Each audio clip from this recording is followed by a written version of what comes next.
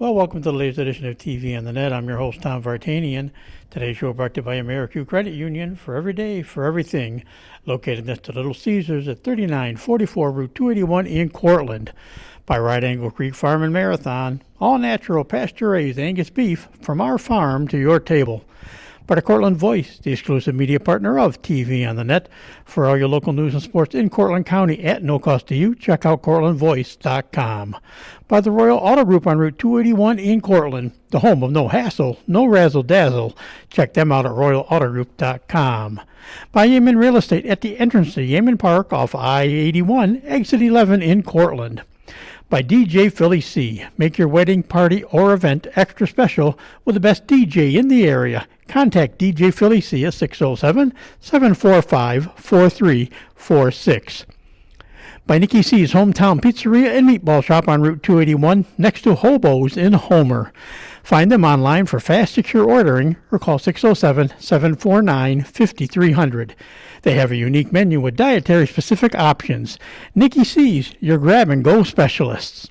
By Graftex, located on Elm Street in Cortland. Founded in 1984, they provide custom screen printing and embroidery for teams and local businesses.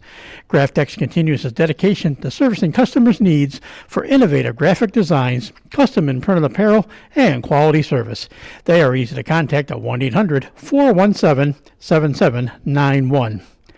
By Seven Valley Agency at 18 Tompkins Street in Cortland for all your personalized insurance services. Give them a call at 607-753-1821 or check them out online at sevenvalleyagency.com. Seven Valley Agency, where your money matters, our advice counts. By Riley's Cafe and Marathon, open 7 days a week for sit-in dining in a friendly family atmosphere. Riley's also offers carry-out and catering for some events. Check them out online at rileyscafe.com or call 607-849-6434. By Isaac Merker Studio, handling all your photographic needs in Central New York since 1982 at 74 Hamlin Street in Cortland. Give them a call at 607-756-0849 or check them out online at isaacmerker.com or on their Facebook page. By Arnold's Flower Shop, your premier wedding florist at 19 West Main Street in Dryden. For flowers for your wedding or any occasion, call 607-844-8601 or order online at arnoldflowershop.com. By M&D Deli, located on Central Avenue in Cortland. Open Monday through Friday from 7 a.m. till 3 p.m. M&D has breakfast sandwiches, bakery items, and daily lunch specials. They are also available for catering. Check them out on their Facebook page for more information. Stop by or call 607-753-2GO. That's 753-8646. And look for their new food truck in the spring of 2022. And by Crop Growers LLP, the first choice in crop insurance located in Homer. Contact KC Slade at 607-591-2460 for more information. Well, we're back to the College Spotlight Friday, and today we are focusing on the TC3 men's basketball team. They are off to a 1-3 start, and well, in a way, technically you could say, almost could have said they could be 3-0 the way the season has gone. The tough opener, they lost a little bit more convincingly to that opening game, 85-68, but that game was really a lot closer, except for a couple dead shooting spots in the game, one near the end of the first half, and then one late in the game. But then they scared my alma mater, Herkimer Community College. They actually had a last-second shot to win it, and the Panthers coming up just a little bit short in a 53-51 loss there.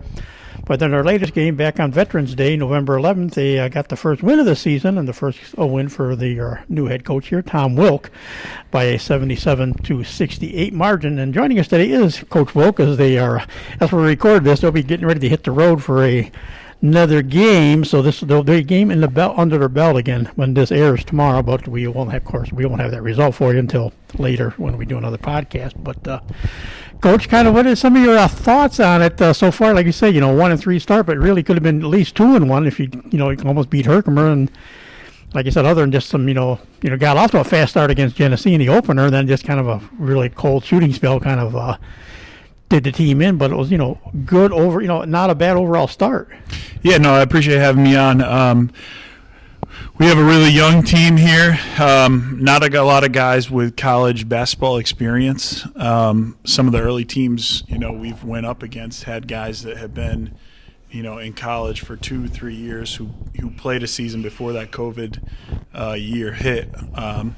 So we're really just building, getting these guys experience and hoping to get better every game. Our first game, we had a little adversity first half and came into halftime, made some adjustments, and came out and really won the second half and played pretty well that second half. We just got in too deep of a hole, and then we played Herkimer our next game, who's actually number 1 in the nation right now, and really had them on the ropes for most of the game, and tie game with 3 seconds left, and we made some mistakes that led up to losing that game, but we got young guys and we're learning from all our mistakes, and it was a good experience for our team just to have a game like that. And then, last week we got our first win, and we're hoping to stack a couple wins in a row here.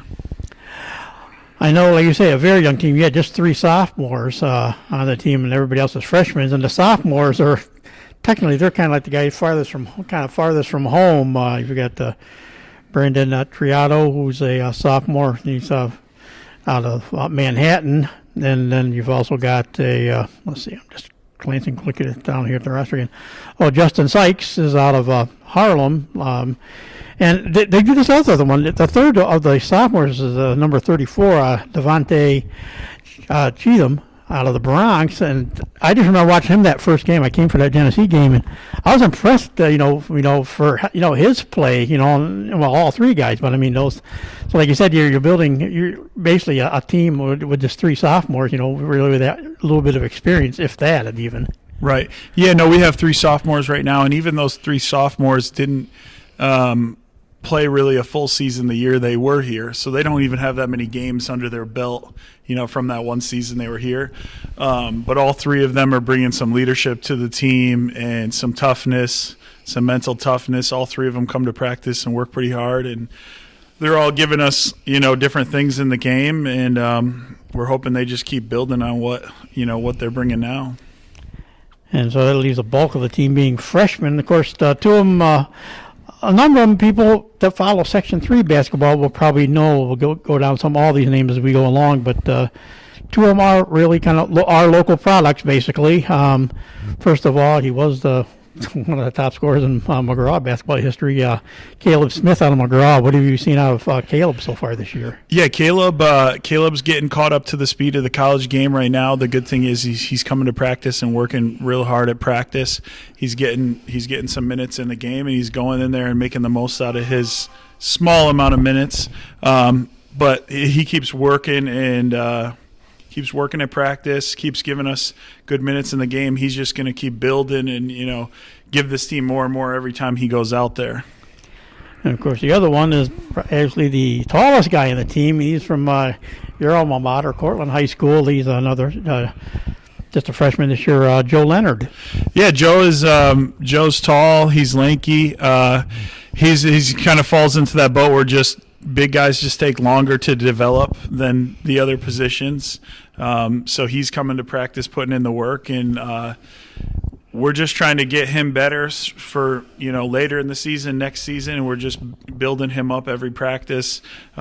He actually started basketball pretty late into life, so he's only been playing basketball probably 3 or 4 years. So he's got a long ways to go, but he's got a ton of potential. There's a few other, as far as these freshmen that people might have heard them, out of Onondaga is Logan Nordum, then from Syracuse Tech, or Syracuse ITC, whatever you like to call them. I know some Homer and Cortland people have seen him, Cameron Thompson, and then also out of Fowler, PSLA now it is, at Fowler, Tyler Patterson. So what about those 3 guys from up around the Syracuse area? Yeah, Cam and Logan, both really good shooters. So we're just trying to keep them confident, having them out there ready to shoot and let it fly.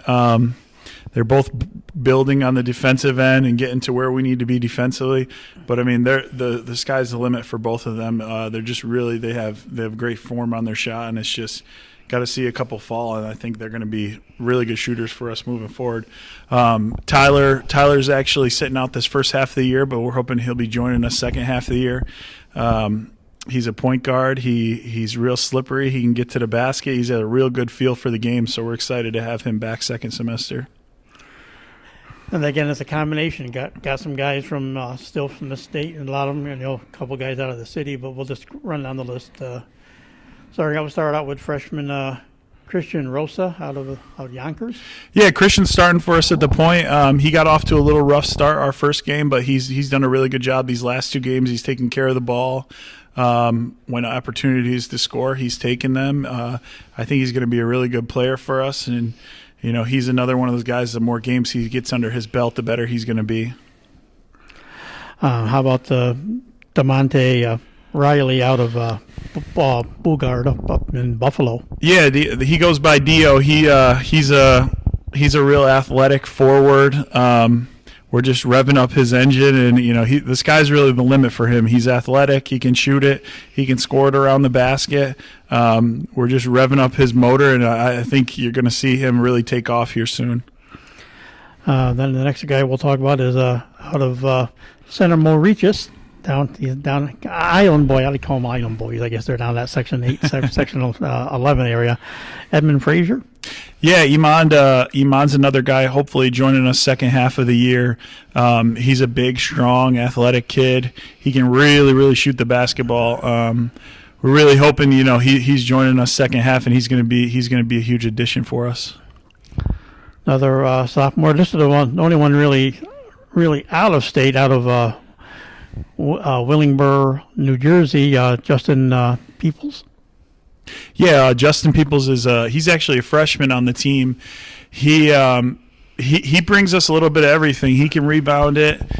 He's pretty good on the defensive end. He's been a pretty good shooter for us early on in the year.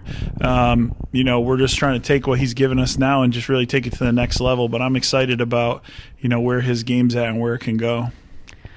Okay, next up is another one of the freshmen. He's one of your forwards out of Yonkers, Michael Obi? Michael Obi, yeah. Michael Obi is lightning in a bottle, I'll say. He's coming off the bench right now, but he gets in and he makes shots. The name of the game is putting the ball in the basket, and for his limited minutes he's playing, he's doing a good job at that. And, of course, my former radio days, this would be my radio nightmare, trying to do your last of the freshmen out of Keystone National down in Brooklyn. Abdul... you probably can say the last name. Yeah, no, and I can't say his last name either, so he goes by Dooley on the team. He actually played on our men's soccer team, so he got a little bit of a late start to joining us and kind of working on the stuff that we've been working on. But he's getting caught up. He's a really good shooter. He's a real great kid, and he's going to get there. So we said, that 1-3 start, and like you say, you will be. It's kind of funny. You expect some improvement coming along. So you got a game actually as we're recording this game tonight, and which this will be. We can talk about the next time around. And Fulton Montgomery Community College tonight. Then there's a game against the Mohawk Valley Community College coming up on the 20th, 3:00 game there. And it's kind of weird. That's what thing Dave Stevenson and I talked about. It's kind of like said, yeah, we get him started. Then there's a break. Then we get him back. We try to get him informed. Then there's another break, and then some. But what are you looking for these last couple games before you dive into the at least a Thanksgiving break kind of, and then go from there. Right. Yeah, we're from a team perspective, we're really just focusing on us right now and trying to get better. Get better at the things we need to get better at, and then when it comes to the game, just do those things that we've been working on as a team. So, you go into games and the opponent, does matter from a scouting point of, how does this team like to play, who's their best player and stuff like that. But, we're really just worried about us getting better at the things that we need to get better at. We have Fulton Montgomery tonight, and, they really shoot the ball. Their coach was actually a heck of a basketball player and could really shoot the ball. And I think, some of that stuff has trickled down to his team. They're probably one of the best shooting teams in our region right now. So we got a tough matchup tonight. And then, Mohawk on Saturday is another really tough team. They came into the season ranked right up at the top. So we'll really see, if we can take the things we've been working on in practice and implement them in the games. How have you found the adjustment? Like I said, we went through when we had you on and talked, kind of about you had quite a bit of, your playing experience and, of course, the coaching experience as an assistant coach. How have you felt you've made your transition so far? We're a good month into your, first season now as a head coach, really. Yeah, I think it's been going well. We have the biggest thing is when you're at those 4-year schools, you have some guys that have been there 2, 3, 4 years. I mean, really everybody this year is pretty new to college basketball. So we're building right from the bottom up. And I think, I really think if you look at our games, we're building up this team. And I think by the end of the season, we're going to be in a good spot. I know we joked about what kind of style you would have as a coach dealing with the guys, and I did notice at times I noticed kind of a little bit of that Cortland High influence though when you're getting the ball inside to your big man, and of course then some of the outside shooters would kind of try to free him up too by getting some shots outside, but then a lot of balls into the paint, and it was successful working the ball inside as well. Yeah, absolutely. We have some guys that can score it in the paint, and there's been as far as I'm concerned, I think there's been less focus on defending the ball down on the block or in the paint. People don't want to get physical anymore in basketball, and we're going to take advantage of that and hopefully get the ball even more into the paint and let those guys make shots right around the basket. What have you been most pleased with so far? Like I said, 3 games in, and even though the record's 1-2, like I said, it could have been 2, at least a minimum of 2-1. You could have been easily. But what have you been most pleased with what you've seen so far? Yeah, as far as the team goes, when we work on things at practice, and sometimes the intensity can be up and down at practice. But when we come out in those games, they're really taking what me and my assistant have been working on with them and sticking to what we want to do in the games. And you've really seen that, just shows me that the guys are listening. They're trying to take what we're giving them and implement it on the court. And, if we can just keep perfecting those things, we're going to be in a good spot. And I know it was interesting. I said it was a nice crowd, not only for the, your game. You guys started the night off. Your game was first and the women played second, but there's a good crowd stuck around for the women's game too, but against Genesee. But it's been a lively crowd for you guys so far at home too. Oh yeah, absolutely. We're I hear them. I don't know what they're saying. I'm really focused in on the game, but they've been great for just raising the energy and making this a little bit of a hostile environment for our opponents. Just with the noise, it's hard when there's just noise, regardless of what they're saying. If there's noise in the gym, it makes it a little harder for those shooters to shoot. So I'm excited. I know the lacrosse team gets out and support us. We got some local community that's coming down to support us and some other students here. So, I'm hoping every game we get a couple more people in there and we'll have a packed out gym. I know there's one guy, I almost think it'd be fun to do a podcast with him, but and so I'm thinking he must be a local guy, because I know anytime Caleb touches the ball or Carissa Wilbur, a couple of the girls there from Moravia, he goes, "That's why they beat our team in school," or this and this or this, and Mr. All-Time leading scorer for Mcgraw, Miss All-Time leading scorer at Mcgraw from that. So I don't know who he is, but he has a little saying for just about every player when they're out there playing. Yeah, I think I have noticed him in the stands. He comes out and supports pretty loud, so we'll take it. You need one or two like that just to liven a game up absolutely. As well too. So like I said, how hard is this going to be? Like we say, you'll play tonight and then you'll play again Saturday. Then you are off 10 days. I mean, the guys won't be off 10 days. You'll have Thanksgiving break, so they'll be off for maybe the weekend. But then they'll be back Monday or Tuesday to start practicing for that next game on the 30th. But what would that be like? Dave said this is almost a harder transition, not so much coming back after the mid-season break, but some reason coming out off a Thanksgiving break seems to be one of the tougher ways to get the guys back into the players back into the flow. Yeah, I think the biggest thing is when they go home for Thanksgiving, hoping they don't eat everything that's on the dinner plate. Maybe do some jogging outside, do some activity. So when they come back, we're going to come back Sunday. When they come back Sunday, we haven't lost everything as far as from conditioning standpoint. And then we'll jump right back into the basketball stuff, but we got to really make sure that we're staying at a good conditioning level. Of course, by the time, be more after, not even after the thing, wait till the end of the month gets done, get closer to the semester break coming up. But high school basketball started now. Will you take a chance to maybe do a little scouting early in the high school season when you get that little window between the two semesters? Yeah, absolutely. We'll me and my assistant will use this kind of December break from college basketball here to get out and see some high school teams and find some local talent that we think could be a good addition to our team here. So that'll be exciting just to see. And I know, from a high school standpoint, they played last year, but there was no playoffs or anything.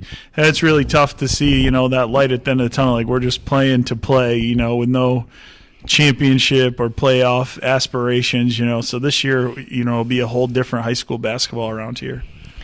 And of course, it'll be more crowd. It all depends. It's kind of funny because I've talked to a couple of the ADs so far about it. I know the OHSL Section 3 altogether. I don't, it's each conference is different, of course, each league. But I know overall, Section 3, there's 11 counties they have to deal with, and you have to deal with every individual health, whatever that health stipulations are in that county.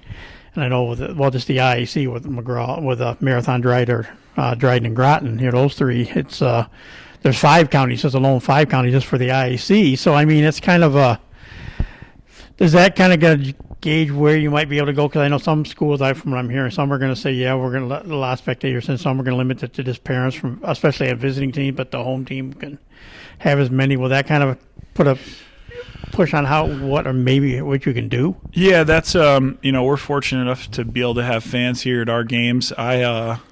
It's kind of a thing I've overlooked is being able to go to these games if they're really restricting fans. So I guess like you said, every scenario will be by itself. We'll have to be calling out and checking social media and school websites to see if they're allowing people in, and if they're not, we'll find another game, or we'll hope that it's online, or find some way to find out about players here locally.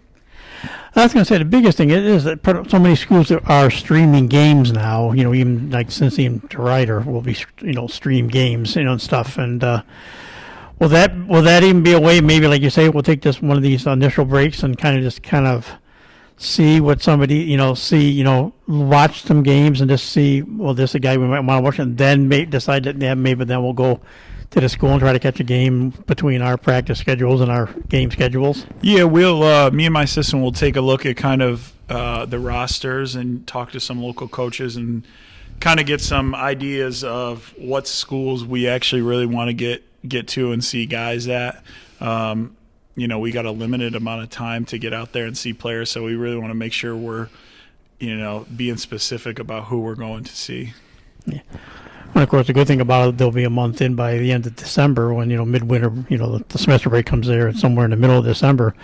By then you'll get those Christmas tournaments where you get 3 or 4 teams at a time. 2 of those, if you can get in there, that'll be one of those windows you look for as many Christmas tournaments probably as possible. Oh, yeah, absolutely. The Christmas tournaments are great. You see like 4, 5, 6 teams. And I know down in New York City they have big tournaments where you can see, 24 teams in a day. It's a long day, but you see a lot of players. Right. Yeah, I don't know I haven't heard yet if they're doing the Stop DWI tournament they've always done down in Broome County, down to the arena and stuff. That's one you get 8 or 10 teams, I think, in that thing, depending on the format they use down there too. Yeah. So what goals are you going to set as do you have like a certain set of goals you want to get through by Saturday's game, and then then from the Thanksgiving break to end of mid semester break, do you have kind of some goals that you'd like to hit at those spots right now? Yeah, as far as the team goes, we've been really focused on our defense. So we have some specific defensive goals when we're going into each game, and we want to make sure we're winning the rebounding battle. We want to make sure we're winning the turnover battle. And those are things we're going individually, and then we have some longer season goals that we're looking at too. I know we kind of talked about each one of the players, but we said we're still only 3 games in, so it's a long ways to go yet in the season. But 3 games in, anybody surprising you was a little bit better than you thought?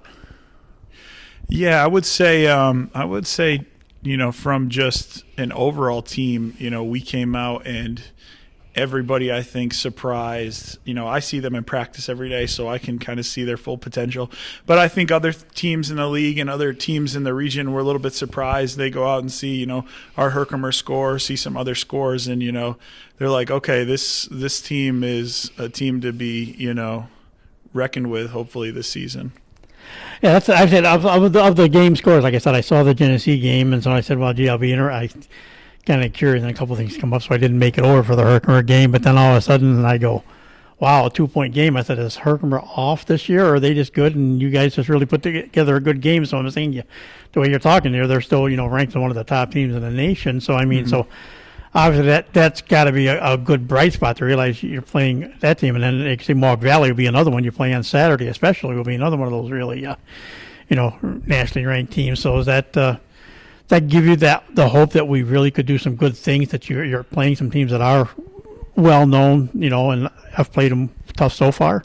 Yeah, that was a message we kind of tried to deliver to the team after, was, that was the number 1 ranked team in the nation, the top team right now in the nation.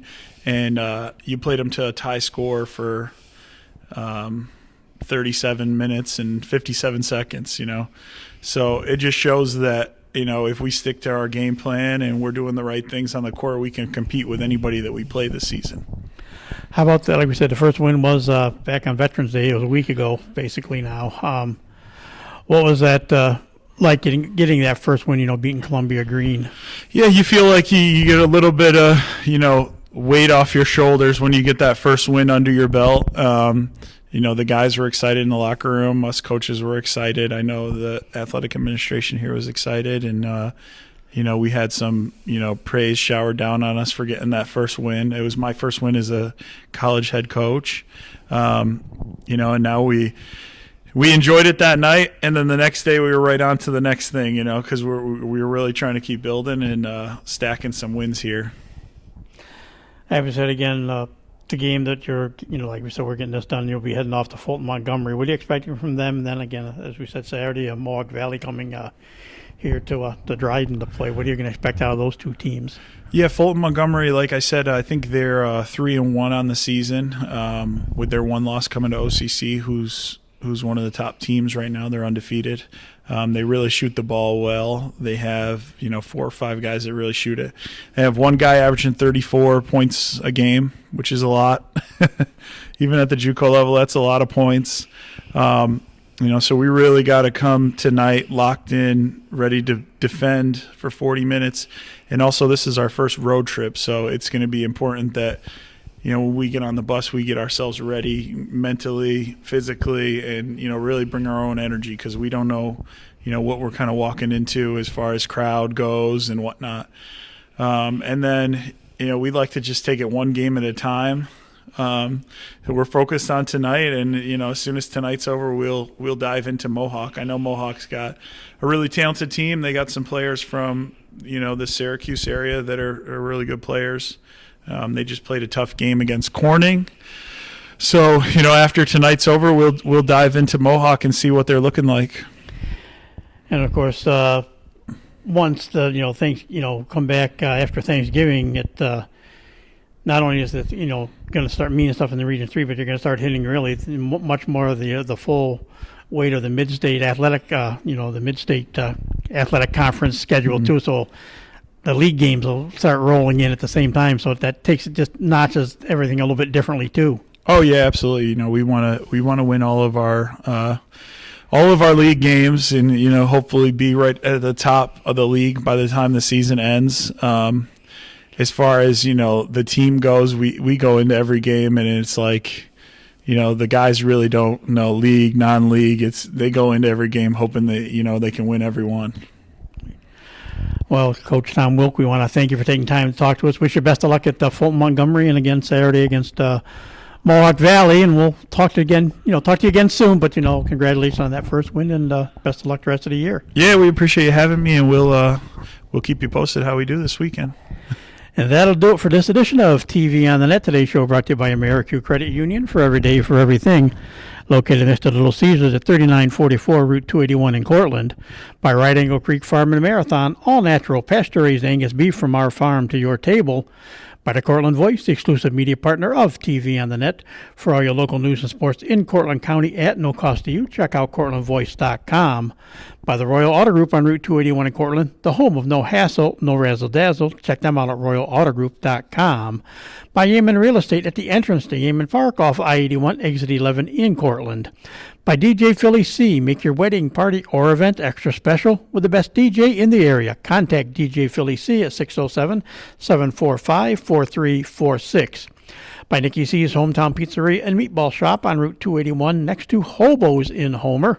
Find them online for fast, secure ordering or call 607-749-5300. They have a unique menu with dietary-specific options. Nicky C's, your grab-and-go specialists. By Graftex, located on Elm Street in Cortland, founded in 1984. They provide custom screen printing and embroidery for teams and local businesses.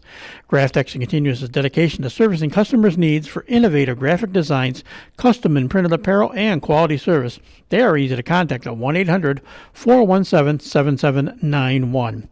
By Seven Valley Agency at 18 Tompkins Street in Cortland for all your personalized insurance services. Give them a call at 607-753-1821 or check them out online at sevenvalleyagency.com. Seven Valley Agency, where your money matters, our advice counts. By Riley's Cafe, open 7 days a week for sit-in dining in a friendly family atmosphere. Riley's also offers carry-out and catering for some events. Check them out online at rileyscafe.com or call 607-849-6434. By Isis Burger Studio, handling all your photographic needs in Central New York since 1982 at 74 Hamlin Street in Cortland. Give them a call at 607-756-0849 or check them out online at isaaburger.com or on their Facebook page. By Arnold's Flower Shop, your premier wedding florist at 19 West Main Street in Dryden. For flowers for your wedding or any occasion, call 607-849-8601 or order online at arnoldsflowershop.com. By M&D Deli, located on Central Avenue in Cortland, open Monday through Friday from 7 a.m. till 3 p.m. M&D has breakfast sandwiches, bakery items, and daily lunch specials. They are also available for catering. Check out their Facebook page for more information, stop by, or call 607-753-2GO. That's 753-8646. And look for their new food truck in the spring of 2022. And by Crop Growers LLP, your first choice in crop insurance, located in Homer. Contact Casey Slade at 607-591-2460 for more information. So for my guest, TC3 men's basketball coach Tom Wilk, and yours truly, Tom Vartanian, thanks for listening, and we'll talk to you again soon.